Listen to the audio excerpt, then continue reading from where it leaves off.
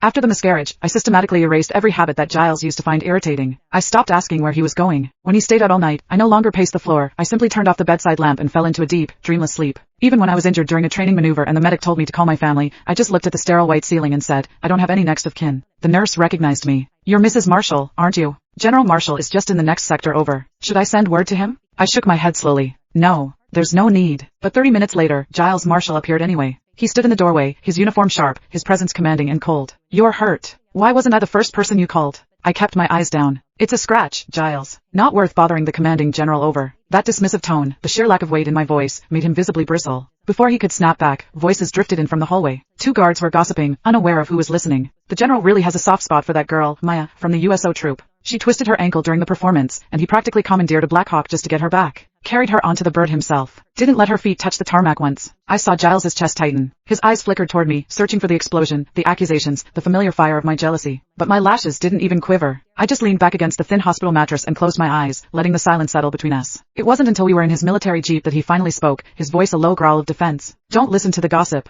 It was professional. Maya was invited here to perform for the troops. She got hurt on my watch. It was my responsibility to handle it. Okay, I said softly. I didn't add anything else. Giles's temper flared suddenly. You don't believe me? Is this still about that? God, Cassie. I've come back to you. I'm here. What more do you want? I stared out the window at the passing barracks, my profile a blank slate. I believe you, I said. I just didn't think I was an emergency. I didn't want to interrupt your work. Let's just go back to the quarters. The same scripted response. Autopilot. Giles slammed his fist against the steering wheel. The horn blared, a sharp, ugly sound that cut through the winter air, startling a group of performers who were just finishing their set across the road. One girl looked up. As the moonlight hit her face, the air inside the jeep turned to ice. Maya, what is she still doing out here? Giles muttered. He glanced at me instinctively. In the past, every time I saw her, I'd lose my mind. I'd scream, I'd cry, I'd demand to know why she was wearing a coat that looked like mine. But now, I just gave her a fleeting glance and looked away. Nothing. Giles gripped the wheel, but his eyes were glued to the rearview mirror. It was a brutal December night. The girl was shivering in a thin stage costume, her arms wrapped tight around herself, her nose red from the cold. His hand was already on the door handle. The concern was practically leaking out of him. I understood the script perfectly. I opened my door and stepped out, giving him the exit he was dying for. If you need to do a final sweep of the camp, I can walk back. It's not far. I didn't wait for an answer. I turned toward the intersection. Giles jumped out and caught my wrist. It's over between us, Cassie. I didn't know she was here. Why won't you trust me? I nodded. I do trust you, Giles. She's a young girl in a tough spot. Even if it's over, it's normal to care. I get it. He stared at my face. There was no bitterness there. No hidden edge. That was what terrified him. I used to have an insatiable hunger for his attention. If I found a single long hair on his uniform, I'd interrogate him until dawn. Now, I was exactly what he'd always begged me to be, reasonable, quiet, undemanding, but it felt like he was breathing through wet cotton. I pulled my hand back and walked away.